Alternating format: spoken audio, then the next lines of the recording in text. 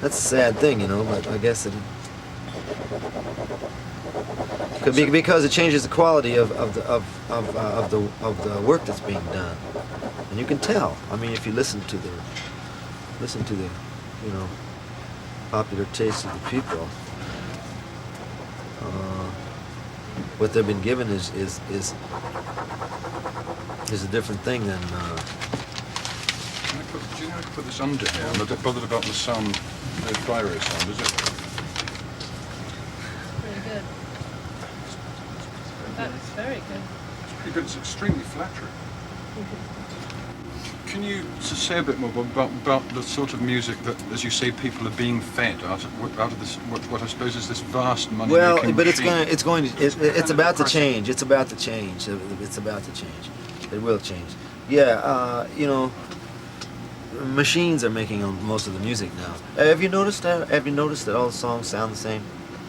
I mean, I don't know if you've noticed that. I mean, that I mean, you could be hearing one song. I mean, you could take the lyrics from another song and put it right onto because the rhythms are the same. You know, the drum and the drones are the same, and the machines can only do so much. You know, they can only make it sound different so many different kinds of ways. So it doesn't sound different. It sounds all the same. And now that's good for the industry because a lot of people invent these machines and need, you know, and sell these machines. Plus, it's also very good because a person now, the good things you can do with them is you could have your own little band, like a one-man band with these machines. You know what I mean? But that's not the point. The point really isn't to be a one-man band unless you can play an instrument like a one-man band, you know. I remember Roger McGuinn years ago, he used to take a tape recorder up on the stage long before synthetic music became popular, and he used to play the background track from one of his songs, and he'd stand there and sing it. That was done. I think he was probably the first person ever to do that. But that type of music doesn't have any roots and it doesn't have any foundation to it, you see. And so man, I really messed you up on one side here. But then there's a lot of kids all around. They just don't like it, and so what they're doing is, I mean, they just buying instruments and playing, but they're not listening to those records either.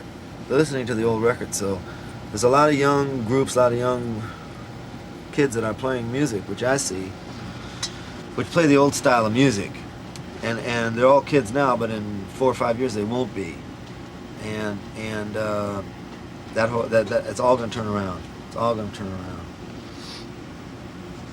That's what I see anyway. Is that going to be good? Oh yeah, because no, there are certain rules and regulations to it. I mean, you just don't sit down and write a song. You know, I mean, there's a certain amount of learning you have to, you know, to go through to get to that point, and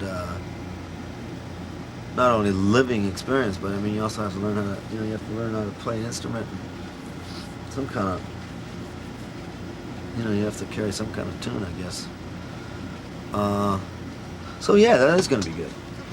That's going to be good.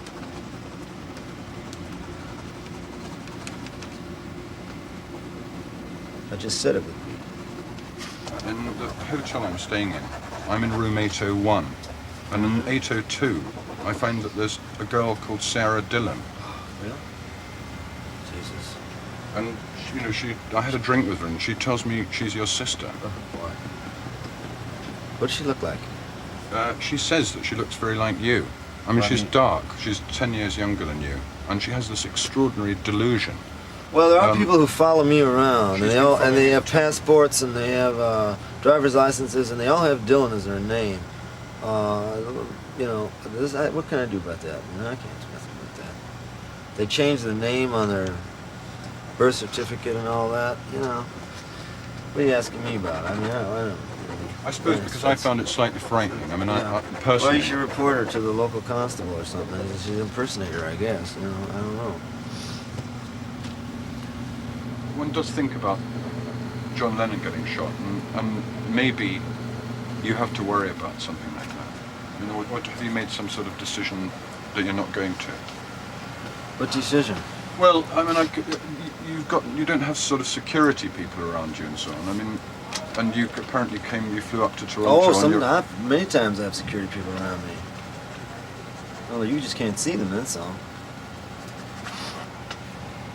Nobody knows ever who's with me or who's not.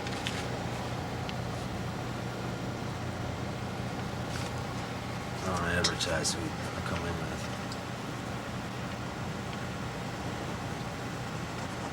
But is that something that bothers you ever? I mean, the idea that because you're very famous, someone who thinks they love you might want to kill you. Well, that's always the case, isn't it? I mean, isn't that way it always happens? Aren't you usually killed by a person who loves you the most? I don't know.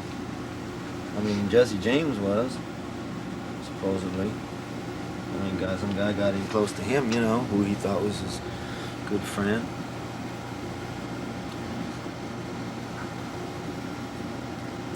What do you think of the drawing?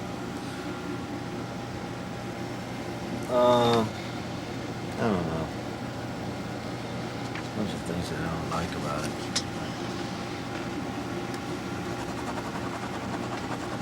But I'll get it right.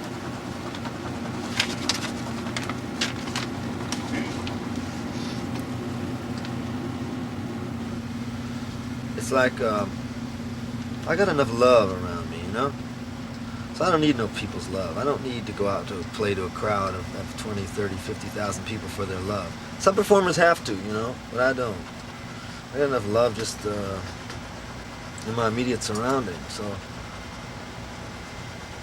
so I don't care. I don't need. You know what I'm talking about?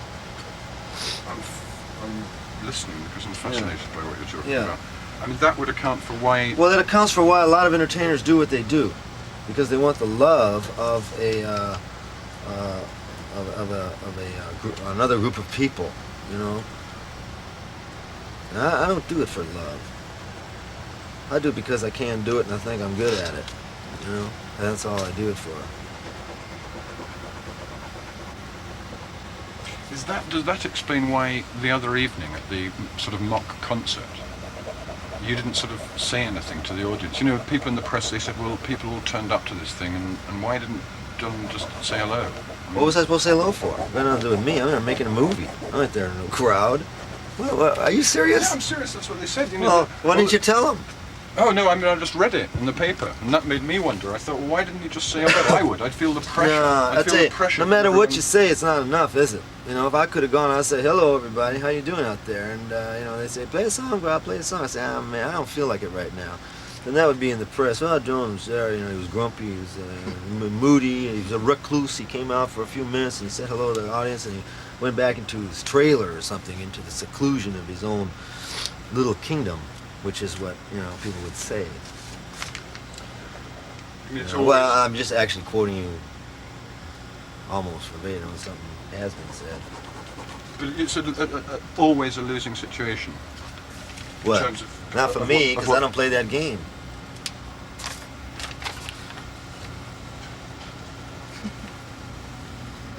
Maybe I'm not done yet.